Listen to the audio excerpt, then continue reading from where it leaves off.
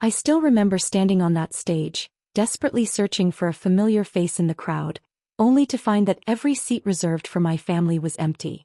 When I got home, the first thing that hit me was a flood of glamorous photos.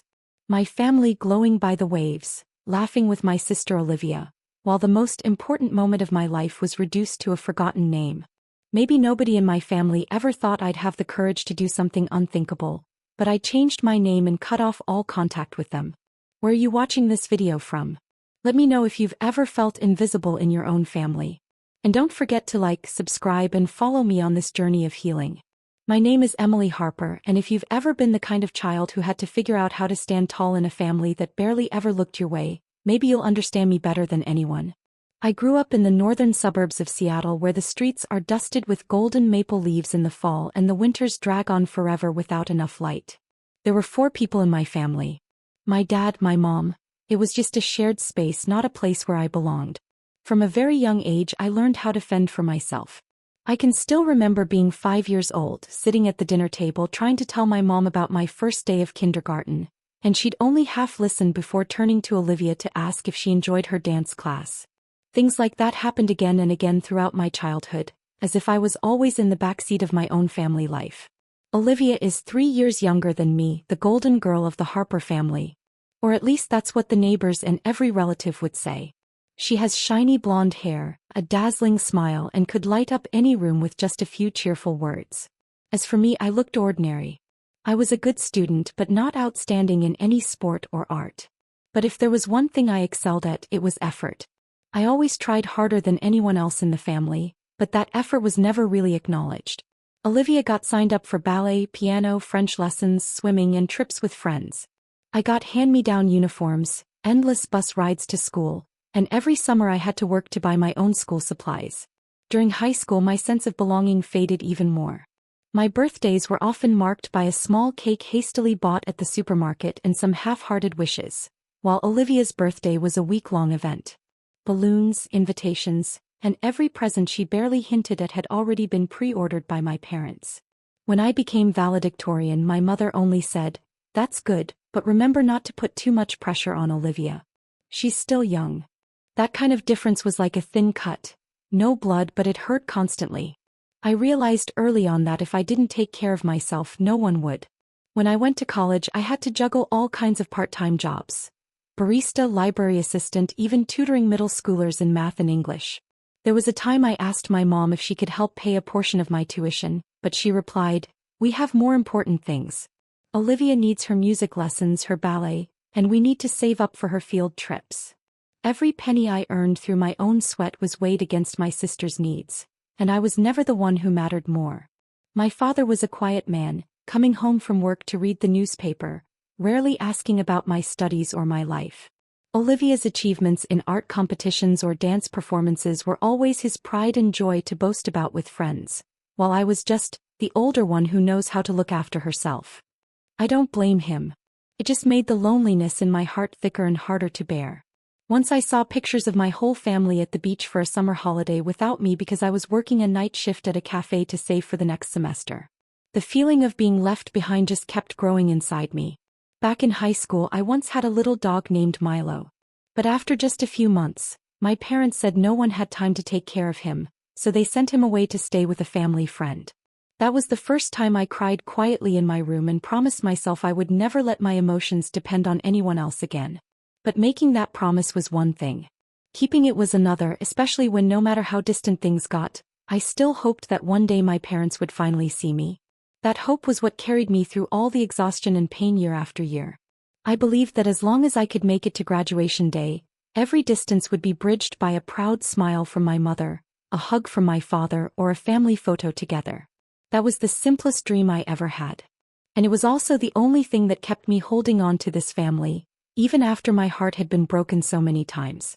I always thought that if I just tried hard enough, one day my family would look at me with pride in their eyes. That feeling stayed with me through college. Every time I got a good grade, I would screenshot it and send it to the family group chat, hoping for some encouragement, a heart emoji, or at least a simple question from my mom. But the responses were always the same. "Good job. Don't forget to come to Olivia's birthday next month." That sadness eventually became my motivation to pour everything I had into my studies, work, and independence so I could be proud of myself, even if nobody else ever noticed. By senior year, my college diploma felt like a lighthouse in the middle of the night. I knew that if it weren't for scholarships and the money I scraped together from countless work shifts, I never would have made it this far. The late nights at the cafe stretched until almost dawn. Sometimes I'd clean tables while cramming microeconomics definitions in my head, my hands smelling of coffee, but my mind focused on memorizing every concept. When my shift ended, I'd rush back to my dorm, quietly wash up and go right back to studying, always reminding myself that all these sacrifices were just for a single moment of recognition. I started planning my graduation months in advance, taking care of every tiny detail myself. When the school finally announced the date, I emailed my parents and Olivia right away, telling them I'd be receiving my degree on stage and hoping they could come. I even mentioned that I could cover all their travel and accommodation expenses since I'd saved up for it. After sending the invitation, I spent the whole month budgeting every expense, saving every dollar I could.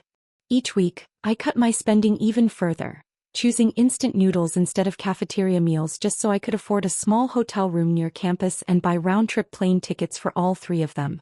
That wasn't all. I even made a photo album by hand, capturing my whole journey through 4 years of college. I printed the first photos from when I just moved into the dorm, pictures of me working at the cafe in my brown uniform, even those late nights studying in the library until it closed. I wanted my parents and Olivia to see that even without the family's special treatment, I still made it to the finish line on my own. I even planned a family photo shoot on campus where the maple trees would be golden and the June sunlight would mark a new chapter in my life. I pictured us all standing together, me in the middle, diploma in hand, and everyone smiling with pride. However, from the very first days of planning, I started to feel my family's indifference more and more clearly. My mother's replies were always vague.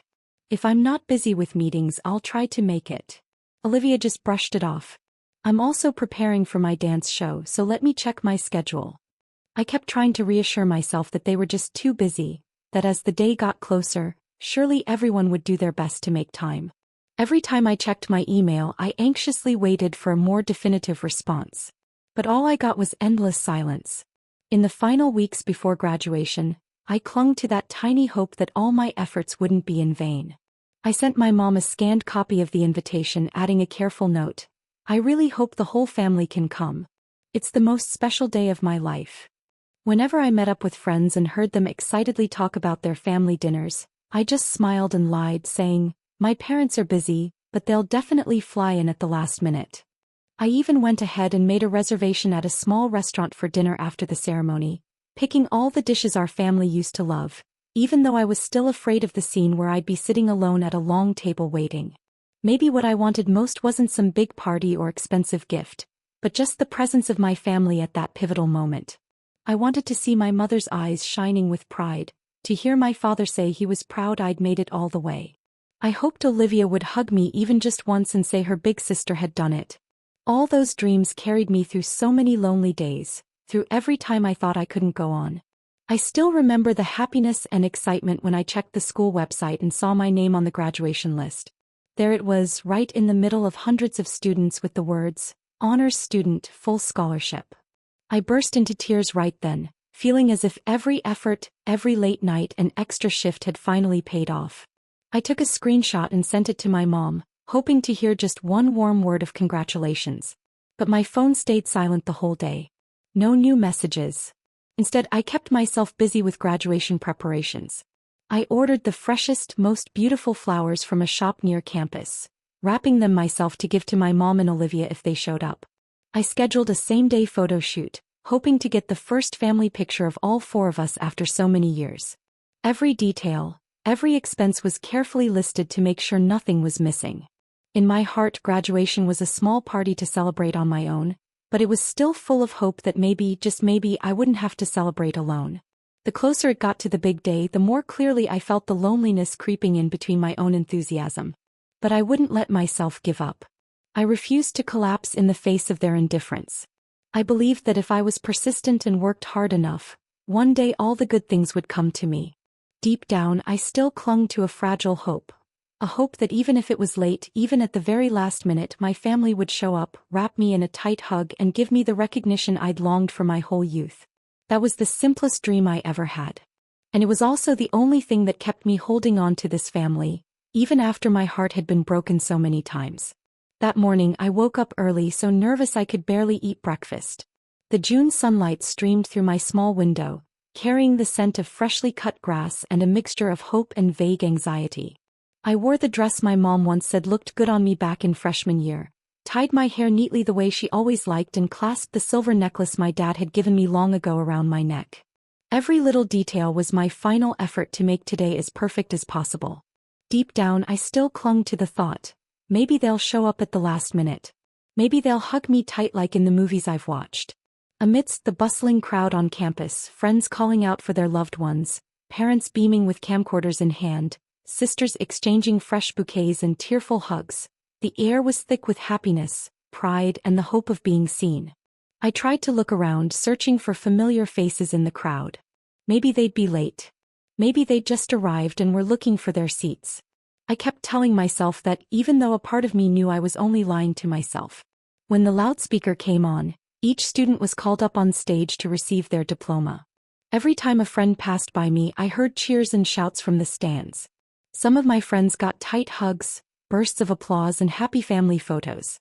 Then came my turn. "Emily Harper," echoed across the auditorium.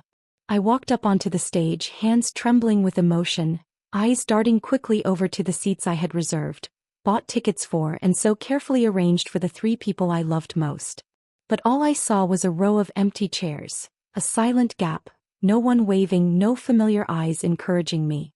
I took my diploma, forcing myself to smile like someone who had just achieved something great. But inside I felt like a supporting character in my own story. After the ceremony, everyone gathered in little groups to take photos, celebrate and head off to private parties. I stood on the sidelines, the bouquet meant for my mom and Olivia still tucked away in my bag. I checked my phone, hoping for an apologetic message, some notice that they were on their way or had run into trouble. Instead, all I received was a curt text from my mom. No explanation, no hint of regret, just the same cold words I always got when I needed encouragement. I read it over and over, an indescribable emptiness welling up inside me. I tried calling Olivia, but the phone rang and rang with no answer, finally switching over to her voicemail with the background music she loved. I forced myself to smile when a friend ran over and pulled me into a group photo, but the loneliness crept in through every single moment. Friends asked where my parents were, why I was alone on such a special day. I tried to lie, offering a gentle smile. "My parents' flight got delayed. They'll be here for dinner." That answer felt like my last shield hiding the hurt inside. Everyone offered encouragement, said I was strong, but no one understood the feeling of realizing that the people closest to you are the ones who never really see you at all. Back in my room, I couldn't bring myself to take off my graduation gown yet, as if I could hold on to some shred of that special feeling before it disappeared completely. I picked up my phone and scrolled through social media out of habit. After just a few minutes, I froze as I saw the latest photos on my mother's Facebook page. My family glowing on a Hawaiian beach, golden sunlight, ocean waves and endless happy smiles. Olivia stood in the center, hair in a high bun, white dress fluttering in the wind, hugged tightly by both of my parents. Family enjoying a wonderful vacation with our precious little girl. Love you more than anything. I stared at those photos, desperately searching for any mention of me, even a single line of congratulations from afar. But there was absolutely nothing. In that picture-perfect moment I was completely erased. The pain turned into humiliation, then into doubt. Was I not good enough? Was I a burden or just someone extra? That night, I sat alone for hours in the dark, the bouquet still intact, the photo album no one had looked at lying quietly on my desk. The tears wouldn't stop, mourning a youth of effort that no one acknowledged, mourning the last bit of faith in my family as it shattered with every picture they posted. Even the congratulatory messages from friends made me feel even more out of place in this world.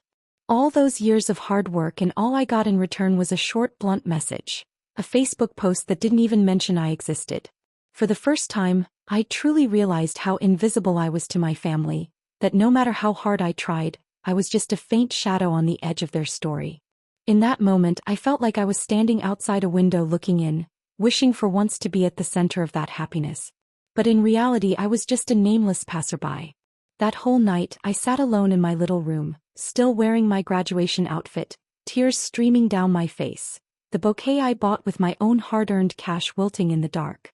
Out there, my family laughed together while I lived through the biggest day of my life in absolute solitude. Maybe for the first time in my life, I truly understood what it felt like to be excluded, to be left behind by the very people who were supposed to love me most, without even a single word of explanation or promise. After that lonely graduation night, I woke up the next morning with swollen eyes, exhaustion pressing on my chest like a weight I couldn't shake off. Soft sunlight slipped through the curtains, shining on my cramped room with its wilting bouquets and the photo album no one had bothered to look at. I scrolled through my phone, still finding no messages of concern or explanation from my mom, dad, or Olivia. Everything seemed meaningless. 3 days after graduation, when the pain had begun to harden into a cold scar, my mom called me. I thought about not picking up, but part of me still hoped for an apology or at least a hint of real care. On the other end, my mother's voice sounded light, not the least bit apologetic. I just got home. The Hawaii trip was amazing. Olivia got some gorgeous photos. Oh, I heard you graduated, right? Congratulations. But you have to understand, the whole family was so exhausted and needed to relax after a long time.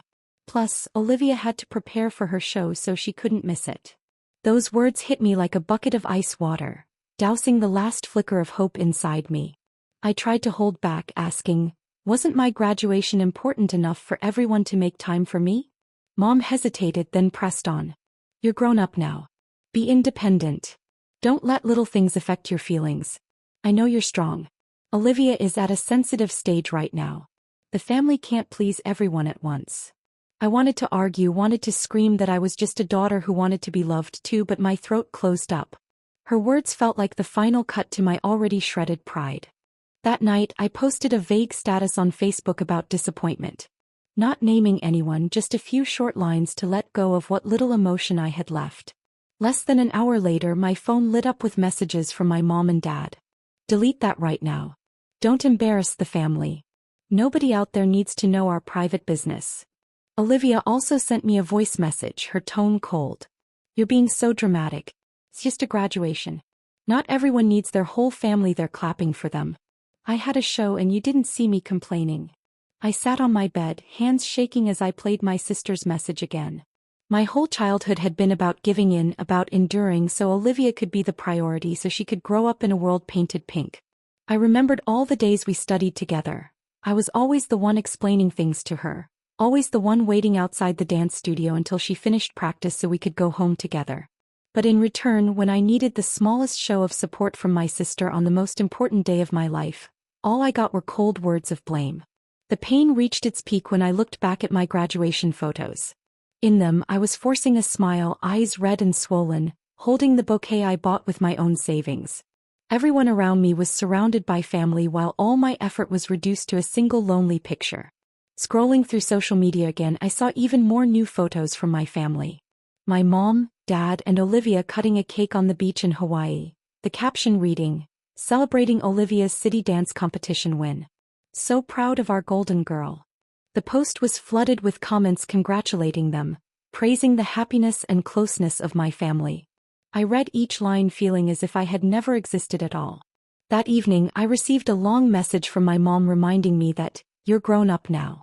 You need to learn to be independent, to understand your parents' and your sister's choices. Don't bring this up again. Just focus on your own future. I sat there stunned, any hope of an apology or recognition dissolving instantly.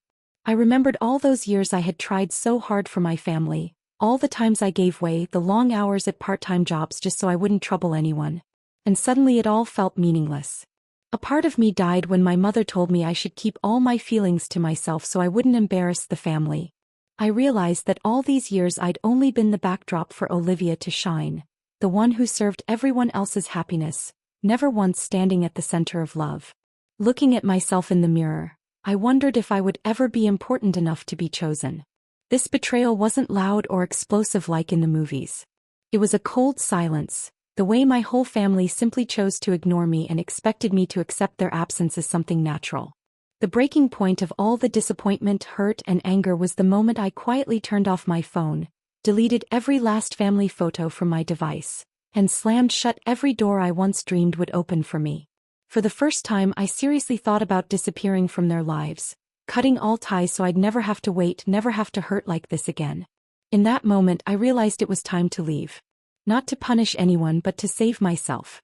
In the days that followed, I felt like I was falling endlessly into a void where every feeling was tangled between pain, disappointment, and a cold emptiness.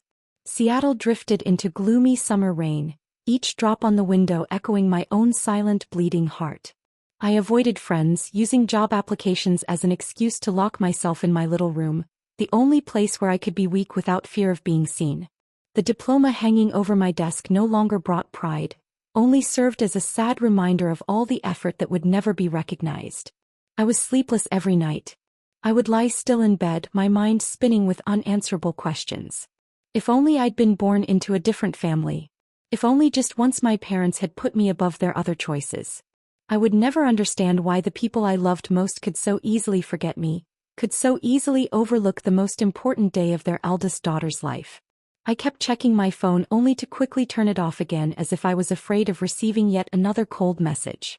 I began cutting all contact, blocking each of their social media accounts, turning off family group notifications, and clearing out anything connected to them from my life. But the pain didn't fade. Instead, it gnawed at me even more fiercely. I kept recalling the years gone by, from the days when I had to teach myself, cook my own meals, and do my own laundry.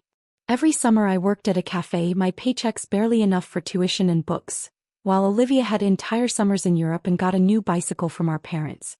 I remembered coming home late from work, quietly eating instant noodles under the yellow glow of my desk lamp, while Olivia's smiling face looked down at me from the wall, the caption underneath reading, "So proud of our little girl." I wondered if all my sacrifices, all my efforts over the years had meant nothing.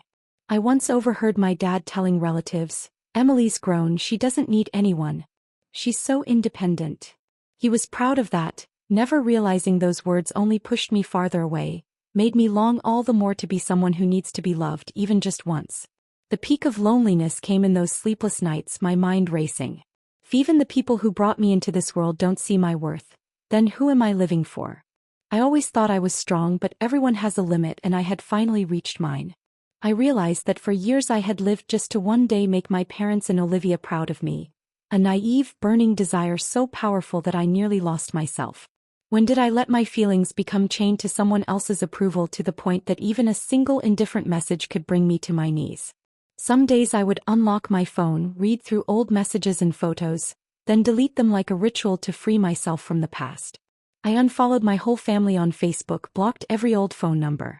My parents sent a few more messages, mostly reminders, instructions, or casual questions, but never a single apology. I didn't reply. Olivia stayed completely silent.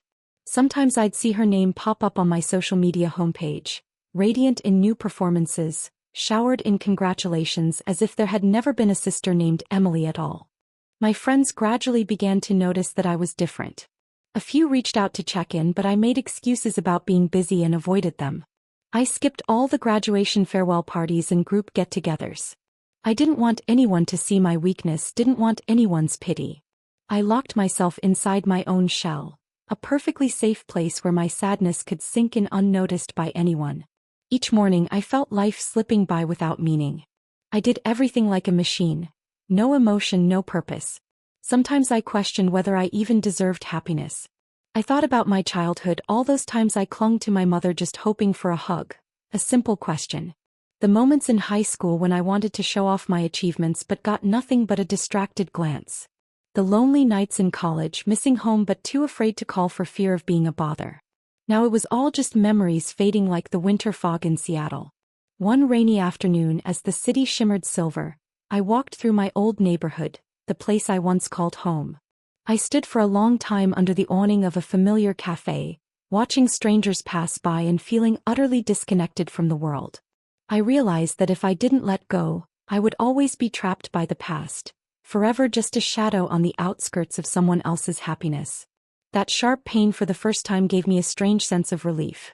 No matter how much it hurt, I didn't have to force myself to live up to anyone's expectations anymore. I no longer had to endure the endless cycle of waiting, hoping, and being disappointed. That freedom was both a bitter medicine and the first step toward real relief that I gave myself. I sat in my tiny room watching the yellow light spill across the old wooden floor, realizing that everything around me now belonged to me alone, no longer connected to anyone else.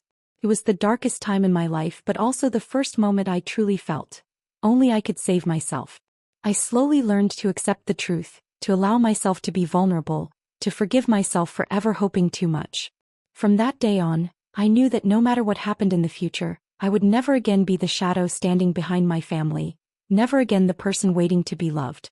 Time passed heavily, but it was enough for me to understand one thing. If I kept burying myself in old wounds, I would never really live.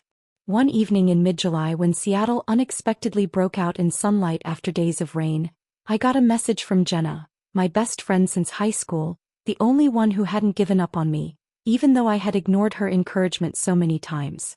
"Are you free tonight? Please don't say no again. I have somewhere special I want to take you."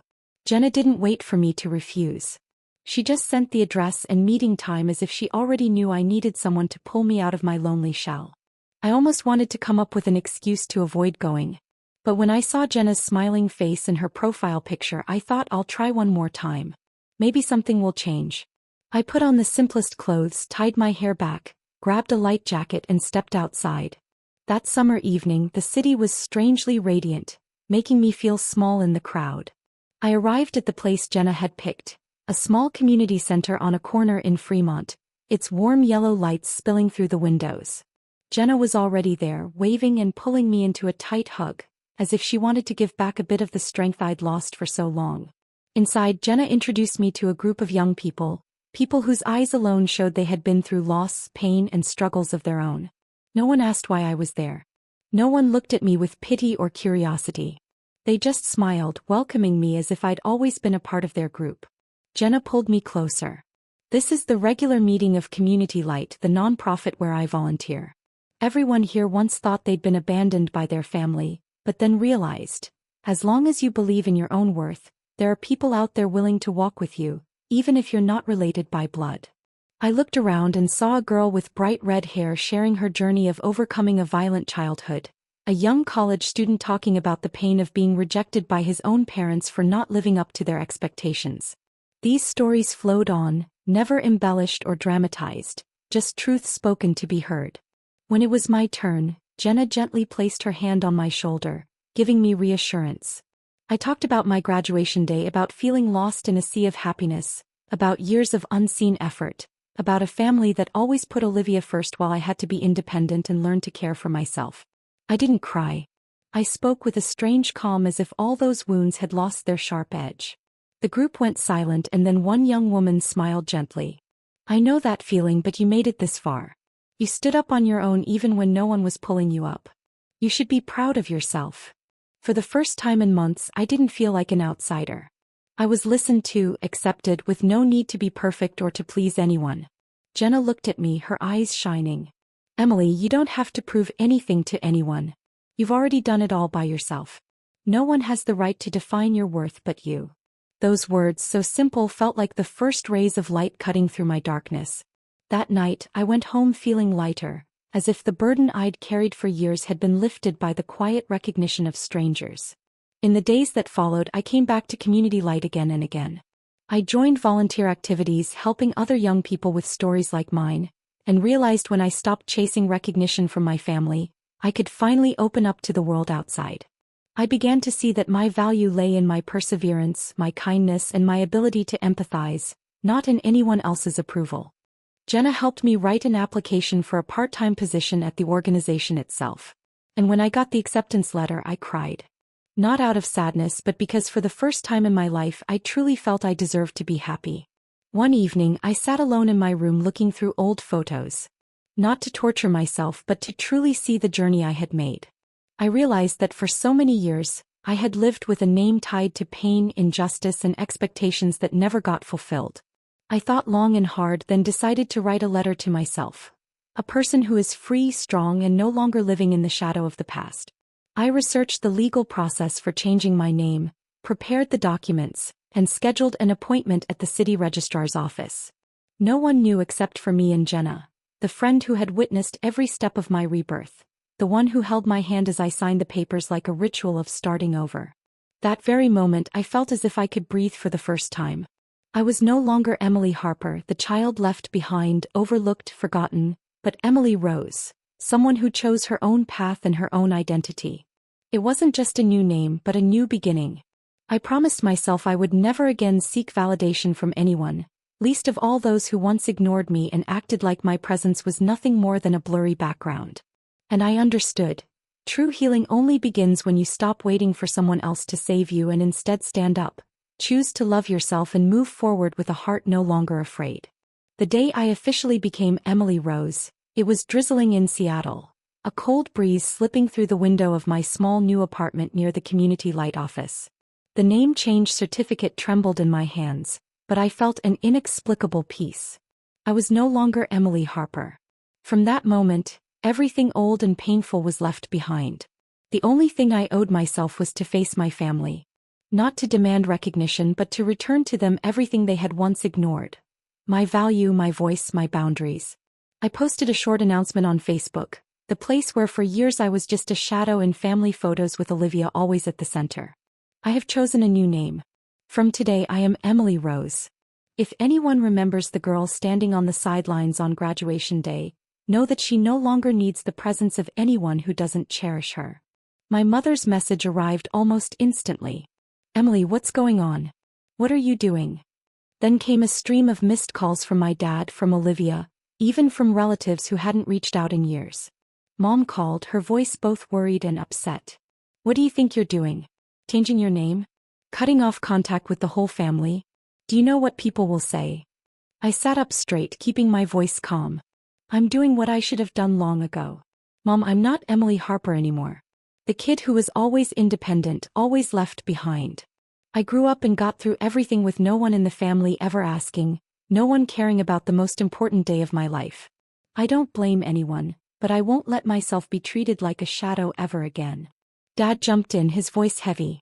Everyone makes mistakes. You're our daughter. Why are you being so extreme? Everybody gets busy sometimes. You need to understand the pressures adults face.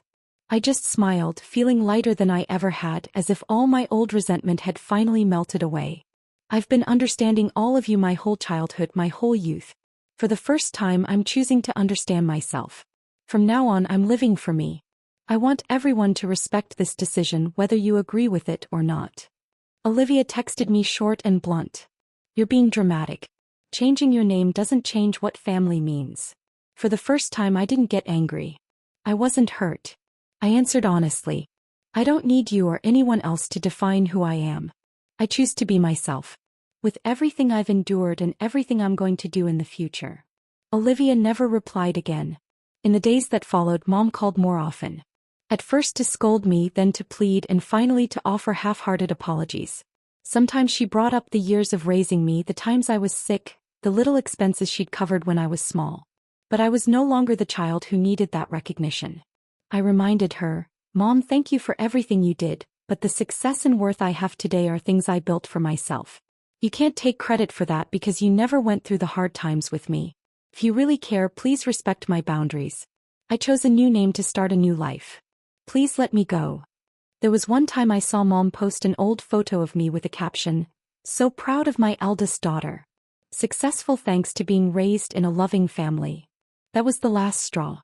I picked up the phone and called her this time. I didn't cry. I didn't tremble.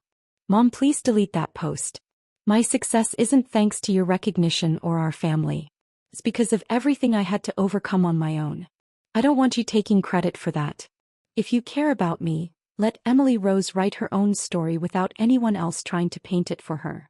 I blocked Mom on social media. I blocked every family phone number.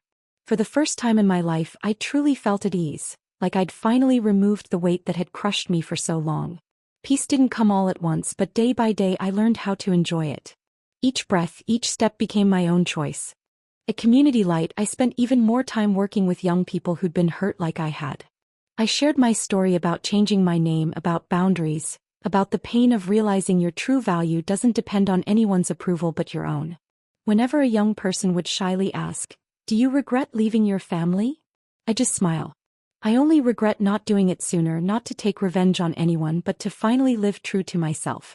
Sometimes leaving is the only way to save yourself from the darkness of neglect and invisibility. I gradually came to understand that family isn't just about blood. True family is a place where people respect and accept each other, where no one has to sacrifice their own worth just to be seen. For me, life truly began the day I chose the name Emily Rose, a name that no one could force on me and no one could ever take away. Every day I remind myself I deserve happiness, love, and a place in this world. Not because someone handed it to me but because I claimed it for myself. That was the moment I knew I was no longer a victim. I was the one choosing, the one setting boundaries and defending my own value. No matter who agreed, no matter how cold the past had been, Emily Harper was gone, and Emily Rose would never back down. I started keeping a journal again. This time the blank pages weren't filled with tears, but with gratitude and hope. I was grateful for the years of independence that taught me not to rely on anyone. Grateful for myself for daring to stand up even when everything seemed hopeless. Sometimes in the quiet of my little room, I still received voicemails from my mother. Awkward attempts to check in, sometimes just aimless reproaches. I wasn't angry anymore and I didn't expect anything. I let them all stay in my inbox, faint traces of a life left behind. Occasionally, I listened to them just to remind myself I've truly grown up. Some days I would walk along the shore of Green Lake, watching the deep blue sky and sunlight sparkling on the water, feeling the breath of freedom fill my lungs. I knew that even though there were still scars, I had truly let go. I no longer wanted to go back seeking validation, no longer let pain dictate my future. I forgave my parents not because they deserved it but because I needed peace for myself. I forgave Olivia and I forgave the little Emily Harper of the past, the girl who tried so hard just to be loved. I promised myself that no one would ever have the power to make me feel invisible again. Now I tell my story as a statement. You are not invisible. You just need to stand in the right place to shine. Your worth never depends on anyone's acknowledgement, not even those closest to you. Sometimes to find your light, you have to step out of the shadows that held you for so long. And when you find your freedom, you'll understand you belong in this world. You deserve happiness, laughter, and a bright future that needs no one's approval. If you're watching this video, if you've ever been hurt by the people you loved most, please share your story in the comments. Here we are a family not by blood, not by perfect photos, but by honesty and support for one another. Thank you for being with me. This isn't the end, but a new chapter where Emily Rose lives true to herself, free, full of love, and never looking back.